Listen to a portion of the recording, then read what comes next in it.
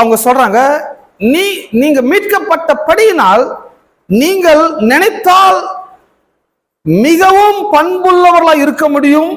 நீங்கள் நினைத்தால் மிகவும் நல்ல குணாதிசயங்களை உடையவர்களாகவும் இருக்க முடியும்.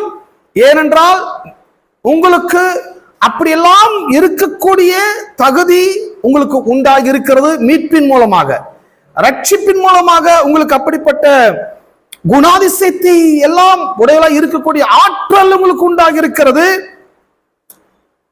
ஆனால் அப்படி இருப்பது இல்லாமல் இருப்பது உங்களுடைய வில்லா இருக்கிறது, உங்களுடைய விருப்பம் அப்படிங்கறத அவரு சொல்றாரு. நீங்க மாறணும்ன்றாரு.